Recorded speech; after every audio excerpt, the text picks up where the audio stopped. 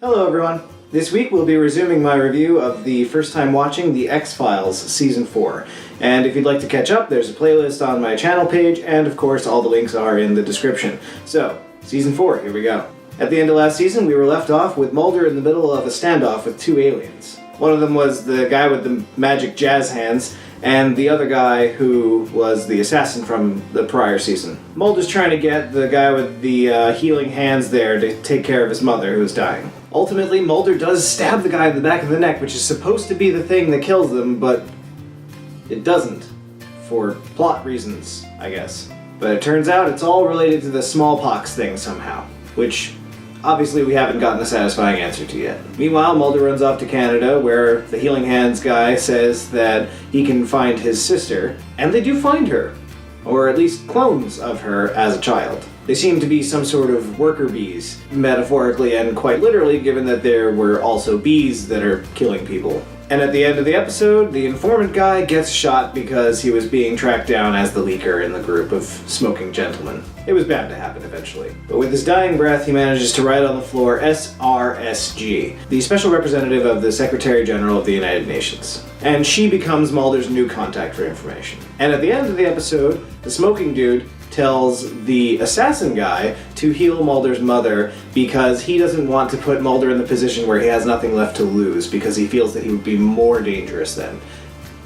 Interesting tactical maneuver. There is one point in this episode where I think it's a plot hole. Mulder's like, let's see if we can find some gas. They just left a van behind that presumably had gas because the guy on the pole who died from the bee stings presumably was going to drive back. Why couldn't they just take the van? Why siphon the gas?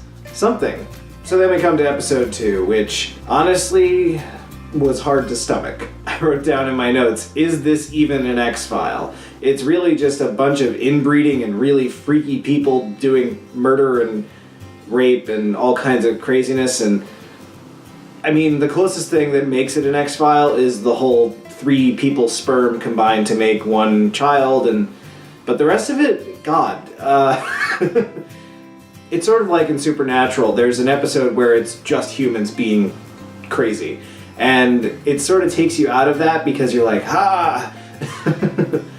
You're just so wrapped up in how freaky the stuff happening on screen is that you kind of forget that it doesn't actually fit with the rest of the show. And in a way, it makes them more scary because people are scary. Like, the threat of aliens we can kind of dismiss and be like, oh well, suspension of disbelief, aliens exist, sure. But humans do this stuff. And that's scary. And they get away! The mother and son get away, and presumably this is going to continue in the world, and okay, I guess we're not wrapping things up anymore. So then we come to episode 3, which is about spontaneous albinism, from a barbed seed of a plant. Basically, black people get turned white by having all the melanin consumed by some biochemical process. And the reason being that the assassin has no pituitary gland, so he has to get some sort of nutrients from these other people, and again, is this really an X-File? I mean, it doesn't have to have aliens to be an X-File, obviously. This is about the extremes of human existence. So I guess it qualifies. A lot of this season gave me the impression of they wanted to tell these stories and had to make them fit into the X-Files universe. So they put in one extra element just to make it, oh, now it's an X-File. And that's evident again in episode 4, where psychic photography is literally the only thing that makes this an X-File. It's a pretty good episode, though. You know, it's about a guy performing these lobotomies on these people, and, you know, he's very sick. He doesn't really have a purpose, he's just kind of crazy. Not a bad episode, not, you know, the X-File element feels somewhat forced. Episode 5 is about past lives. It's this whole idea about reincarnation and the recycling of souls. And I gotta say, it wasn't very compelling. The whole thing starts off and ends with Mulder reading a poem very dramatically. That was a red flag for me. And of course, we've dealt with the concept of reincarnation in this universe before, so we know it's probably a thing. But it's very strange that they have this idea of, you know, people, souls coming together in, you know, future lives and different settings and things. And Mulder remembers things from his past life, and through hypnosis, I don't know. It wasn't very compelling to me. It wasn't particularly good. In fact, it's my least favorite episode of the season. And again, is reincarnation, the concept, really enough to make it an X-File? And of course the episode centers primarily around a suicide cult, which, yeah, it is the extreme end of humanity, but the whole past live thing, and that's how they solve stuff, again, it's one of those episodes where it feels like it's sort of X-File. This is an X-File. We're kind of shoving it in there where it doesn't really belong. So then we come to episode 6, which is by far one of the most brutal, gory episodes I've seen so far on this show. There's a lot of blood and magic. Some sort of possessive magic that makes people kill people for reasons that don't really make a lot of sense. It's one of the lower points of the season for me. Doesn't really add anything to the universe of the show. So then we come to episode 7, which is that episode where they Forrest Gumpify the smoking guy. He's overhearing Mulder's friends, their associates, talking about his life and reminiscing about it while he's planning on killing them and ultimately decides not to. And, the only reason this episode even qualifies as an X-File is because there's an alien shown at one point in his past, which... Did we really need more backstory on the smoking guy? Was anybody not on board with him being a bad guy? Did we need to make him the one that shot JFK and Martin Luther King? So then we come to episodes 8 and 9, which is another two-parter episode. The oil monster is back! And so is Krychek. Krychek has been rescued from the silo where he was locked in by some terrorist organization that's planning to bomb something or other, and somehow Mulder and Scully get involved because they were the ones that got the tip from Krychek, so I guess they're on the scene for some reason. I guess they do non-X-File work that we don't know about, but very cool episode because the oil monster and the killing and it's pretty good. And of course they end up in Russia, and Krychek can speak Russian.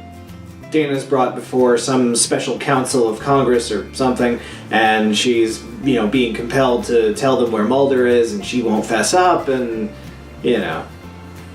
that's the drama of this episode, is trying to keep the truth hidden, and the fact that she knows where the pouch is with the rock in it and everything like that, and people are dying from it, and it's, there's this slave labor camp where they're being tortured and tested on to see if there's a cure for whatever thing they're getting out of the rock or whatever. Seems kind of out there, really. So then in the follow-up episode, which is of course part 2, there's some reason that they have to cut off people's arms so that they can't be part of the tests anymore, and of course this is forced on Krychek. And of course the rocks get destroyed in some sort of oil well explosion, and that's it. One thing that stood out to me in this episode as being a yellow flag was Dana talking to the special counsel about so-called irrefutable evidence. But you have no physical evidence, Dana. Even by your own standards, that's not irrefutable. I mean, that just felt completely out of place. These episodes weren't bad.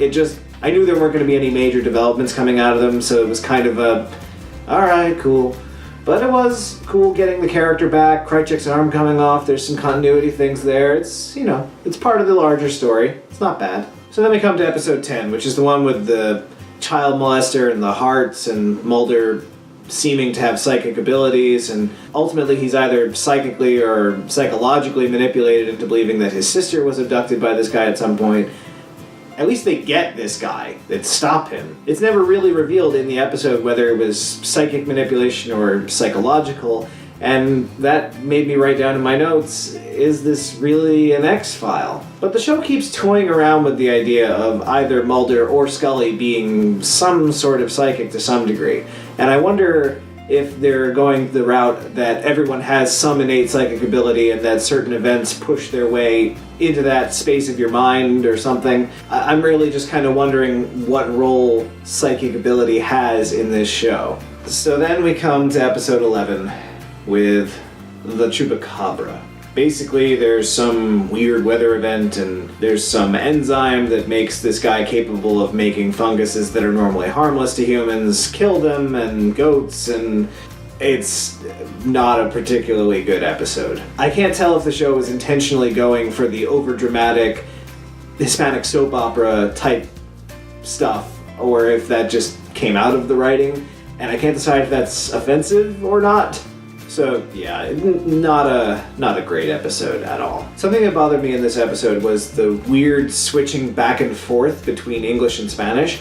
And like, obviously it makes sense for Spanish-speaking people to speak Spanish, but they do things like she'll speak English to a bunch of people that speak Spanish and reply to her in Spanish. And it doesn't really make a lot of sense when they switch and why. It was very jarring at minimum. And again, the dangerous thing is allowed to live freely with no restrictions and is just out there in the X-Files universe spreading fungi everywhere. I don't know. So that's a thing. So then we come to episode 12, which I wrote in my notes as the human salamander, because he has the ability to regrow limbs or regrow his entire body, it seems. Long story short, there's an EMT who has a remarkable ability to detect cancer, mostly because he eats it for some biological need, and he's mostly cancer himself, it turns out.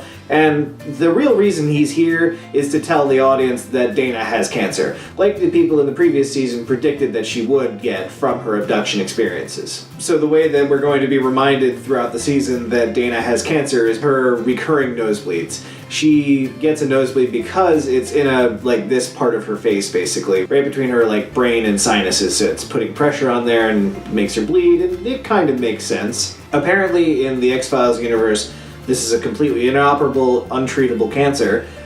I don't know if that's true, I'm not a bio expert in any way, but for the purposes of the show, that's the deal. She's going to get nosebleeds, we're going to be reminded she has cancer, and it's incurable by any human means. So then we come to episode 13, where Dana goes on a date, and of course, because we're watching it, it goes horribly. I kind of question her motivation for trying to start any kind of relationship with anybody while she knows she has cancer. It feels kind of out of character for her, or it may be precisely in character for her. Maybe she wants to do things while she has the time. But there's some sort of tattoo ink that has some weird parasite in it that creates some sort of psychosis, and it really doesn't feel particularly X-File-ish to me. That being said, it was rather creepy having the tattoo move and tell the guy what to do and all this crazy stuff, but I mean, is mental illness really an X-File now? I mean, it's just schizophrenia, really. But Dana now has a tattoo, and I'm kind of wondering if that's going to come up in the continuity of the show. I don't think it will. And the reason I say that this episode doesn't really fit with the whole cancer thing with Dana is that the next episode starts off with Dana reading her letter that she's written to Mulder, moping about her cancer. She's taking it really seriously here, but wasn't even thinking about it in the previous episode. Dana seeks out those other women who were also abducted that she met in some prior episode. Turns out the majority of them have died, and the last one who's alive is getting treatment from this doctor who is going to try some new method with Dana, and of course he's involved with some lab, as it turns out from Mulder's explorations of it. But they collected their eggs at some point, and presumably this is part of the whole alien-human hybrid project in some way. The most interesting thing to me is that they let Mulder walk out of there with Dana's eggs. I don't understand the motivation of these people not stopping him and telling him the truth, and why they let him in even though everybody else at the facility is trying to kill him. On the one hand, they want to allow Mulder to walk out of there with her eggs, and they feel connected to her because she's their mother and this sort of stuff. But they also are in charge of making more clones, so I don't get the role that they play in this. If they felt bad about it, they should stop making the clones. If they feel good about it, they should stop Mulder from figuring out the truth. It doesn't really make a lot of sense. But we're left with this idea that Skinner may or may not make a deal with the smoking guy to save Dana. So then we come to episode 15, which has anti-Semitic themes. I gotta say, it was pretty uncomfortable hearing actual anti-Semitic speech in a TV show. That's crazy. The thing that I wrote down in my notes for this episode is, how do they end this case officially? Because in reality, it ends with Mulder shooting up a golem, and then they dissolve the golem magically. How does this end? Because people have died, and no one knows who did it, and they just all kind of walk away, and I'm kind of curious how the paperwork went for that case. I suppose they could blame it on the dead anti-Semite, but come on, it's pretty flimsy. And it's a little creepy that they, exchange their vows, and then they're like, okay, now you can be dead. ugh. So then we come to episode 16, which in my notes I've titled The Chameleon Man. Lots of themes about hybridization in this season. I wonder if they're trying to tell us something. Long story short, this guy can make you not see him. There's some disavowed soldier who's really upset that lies have been perpetuated about Vietnam, and yeah, that makes sense. So he goes after all the people that were involved in the conspiracy to cover it up, and he's pretty successful, I have to say. Ultimately, they figure out the weakness in his power, and they're able to stop him and kill him. And I think the thing that bothered me the most about this episode is that the opening scene, the teaser for the episode, is repeated in its entirety in the final act of the episode. And, like, I always find that a little cheap, because you're just literally reusing the same footage, and you didn't write a scene that brings us into this episode. You didn't write that scene in a way that things have changed or something. Like, it's lazy as a stylistic choice. Not a bad episode, definitely room for improvement. So then we come to episode 17, which is another two-parter, and it's aliens. Thank God for the aliens. And a plane crash. Those are always exciting. Now, episode 17 was actually my favorite of the season. It's a compelling story. We've got a plane crash, we've got alien abduction, it's got a lot of everything in it. And Mulder sees an alien. A dead one, but an alien! He sees an alien! And Dana's entire role in this episode seems to be to try to keep the guy who saw the UFO on radar alive. I kind of like this episode because there's another skeptic brought on board. We have the NTSB guy who's trying to make sense of the plane crash and build new safety protocols for preventing accidents and tragedies like this in the future. And they have to get him on board with this alien abduction idea. And it's nice because it doesn't feel as forced as Scully does at this point, who really by now should be believing at least some of this is real. The thing that does bother me about this episode, and of course the next one, because it's really one episode, it's in two parts though, is that I feel like airport security, even back then, should have been looking for radioactive materials going onto a plane. Just a thought. So of course the episode ends on a cliffhanger. There's other people looking for the UFO in the same lake that Mulder was at, and really I think they should have been there well before him, but plot. And of course in the next episode he is immediately captured, and I'm like, oh thank God, because if they were going to find a way for him not to be captured on a thing of this scale, that would have been ridiculous. You know, in a show about aliens. We do get some closure on the character of Max Fennig, which appeared in previous episodes, and it is a tragic death for him, but hey, we got closure. He's dead, which is a lot better than some of the other characters on this show can hope for. So it turns out that there's this package that they were trying to transport in the first place, some sort of power source or something, and Mulder goes after it, and they try to transport it by plane, and I'm like, guys, this didn't work last time, why are we trying the same exact thing? And sure enough, that's exactly what happens. Aliens come aboard, take the device, take their memories, everybody lives. There really was no other way this could have ended. Not a bad episode, not as compelling as the first half. There you go. So they come to episode 19, which features time travel and some sort of body freezing, so cryogenics, I guess? This was almost my favorite episode if it weren't for the plane episode. This is a very compelling episode with time travel. Sort of undoes the notion of the predestination paradox, however, unless there's like universe jumping or something. What gets me is that the character goes back in time to prevent something happening, and if anything seems to inspire it more. So the real problem I have with this episode is that once you introduce time travel to a show like this, everything changes. At some point in the future, there will be time travel in this universe, allowing them to travel back to this time period. So now, from here out, pretty much anything is up to be changed by some time traveler. And I know that it's a Monster of the Week episode, so I can't really expect that anything like that is going to happen, but maybe it will. I don't know. So then we come to episode 20. And this is the one where people are born with tails. There's a fertility doctor or janitor at the fertility clinic that is also a shapeshifter somehow, but not in the sense of the alien-human hybrids that we've had before. Basically, it's just muscular contortions and some sort of hair thing. I don't know if that's really enough to make a shapeshifter, but I guess it's good enough for the purposes of this show. Because when the character is shapeshifted as Mulder, he does manage to almost kiss Dana, so that's something.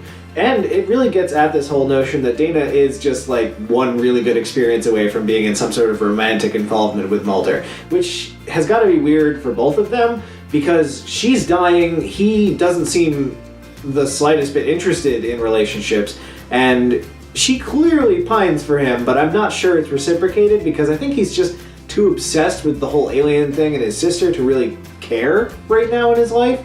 And she's dying, so I guess she's like, I do like that they actually address his abilities in the prison by giving him muscle relaxants constantly, because I was thinking, the first thing I thought was, there is no way he's not going to shapeshift into some sort of guard and be like, I've been trapped in here, let me out! And like, we've been there, we've done that plot 100 times, but no, they actually address it with like continuous muscle relaxants, and I'm like, someone who actually thought about how to imprison someone with these abilities. So then we come to episode 21, and we see, finally, the first evidence that Skinner is actually doing the bidding of the smoking guy to try to help Dana. He covers up evidence, deletes files off Mulder's computer, all this crazy stuff. And of course, Mulder is not an idiot. He figures out that somebody's doing these things. He just can't pin it all on Skinner. We also find out that Mulder's informant at the UN is also in communication with the smoking guy. So now we have to take everything she says cum grana salis. But so has every other informant been in contact with this guy.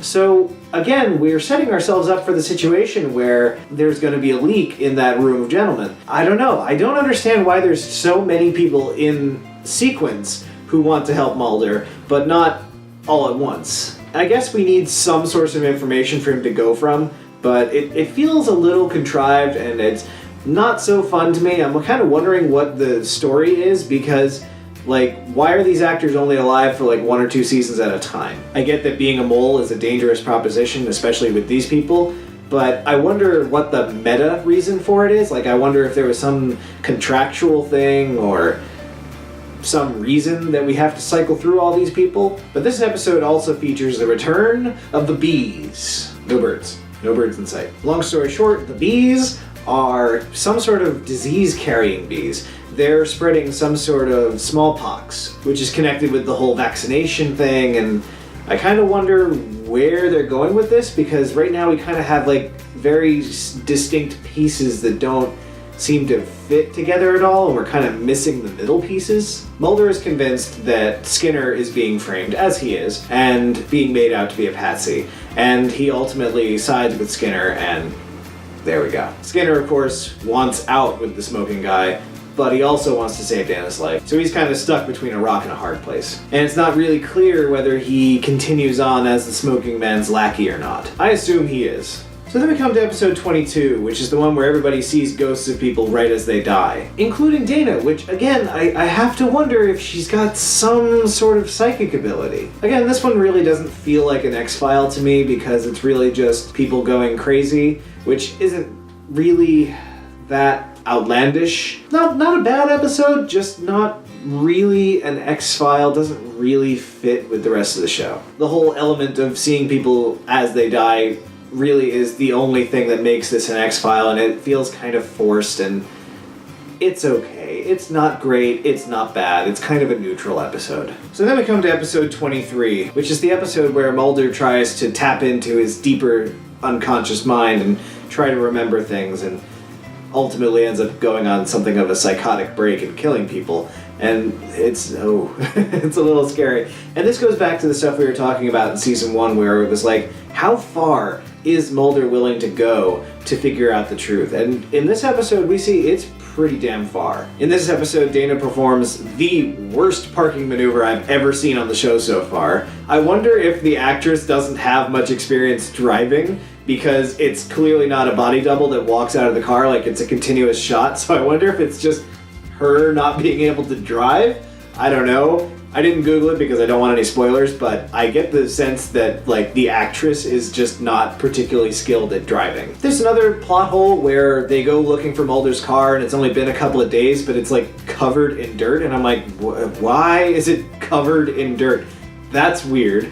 No, I don't know about you, but I park my car outside all the time, and it doesn't have like a film of dirt over it immediately after a few days. Where are they going that there's like mud falling out of the sky? I also had a bit of a plot hole concern where Dana insists on driving, and then Mulder basically takes off without her in the car. And I'm going, But if she drove, at what point did she give him the keys? Does he have a copy of the key to the rental car? Because it is a rental car, right? That didn't make a lot of sense to me. Either that or he like pickpocketed her. The whole thing just didn't really make a lot of sense to me. I'm like, how is it possible for him to run off without the keys that Dana clearly has because she just drove? And again, she's concerned about letting him drive, so like she would hold on to them. She wouldn't like absentmindedly toss them over to him, precisely because of what happens next where he drives off. Mulder is willing to do dangerous things to try and find the truth. He is very, very, very invested in this, to the point where he is a danger to himself and others. And that's kind of a scary thing. I guess I can understand why they felt that it was a good idea to keep his mother alive if he was this compelled without losing her. If he still feels that he has something to lose by losing her, and that contains him to even this level, it's probably a good idea. So then we come to episode 24, which is another cliffhanger because it's the last episode of the season. That's how it goes. The Iceman cometh. They find an alien in the Canadian ice somewhere, and they're digging it out, and they're getting shot, and they do a dissection and all this. And by the end of the episode, we're led to believe that the alien was not an alien. It was just a really expensive prop, and that the time is wrong. It was like 3D printed through the ice somehow, and that it's all made up and fabricated. And that's why the body has been stolen. We also see the whole episode is basically centered around Scully disavowing Mulder, who is, according to her, dead. Now, obviously, I know there's another season of the show. There's no way Mulder's actually dead, unless they're going to have a whole season without Mulder, which would be truly a disappointment to me. It's got to be a shapeshifter or something. We've seen one too many of those people actually change into Mulder this season for me to believe that he's actually dead. We also meet Scully's brother, who has absolutely existed the whole time. So Scully goes after this guy completely by herself with no backup, and she waits until he's out of work to do it. Why not just walk into the office and be like, I'm an FBI agent, I'm here to arrest this guy? Like, it's so much easier when that's happening primarily because, as we see, he won't have a car to attack her with or use to escape from her. Of course, that ultimately ends up being inconsequential since she catches him. And again, we're hit with this theme that Mulder is really invested in this. The fact that everyone completely buys the idea that when he finds out that he's wrong about the truth of aliens existing, that he would kill himself. Everyone finds that completely plausible. That says a lot. Everybody knows exactly how invested in this he is. They all are aware that he is all in on this alien conspiracy theory. And that brings us to the end of the season. I hope you're enjoying these videos. I certainly am. We are coming up on the first of 2 movies after the end of season 5, so I'm not sure if I'm going to do a whole video on season 5 and then a whole video on the movie. I'll figure that out as I go. I also have to decide if I'm going to go into the modern episodes of this show, because it has of course been revived. But I'm thinking at this point that I'll probably keep it restricted to the episodes that I would have watched if I had the opportunity when it was on. I'll be back again next week with another video that I hope you'll find interesting. Until then, stay curious.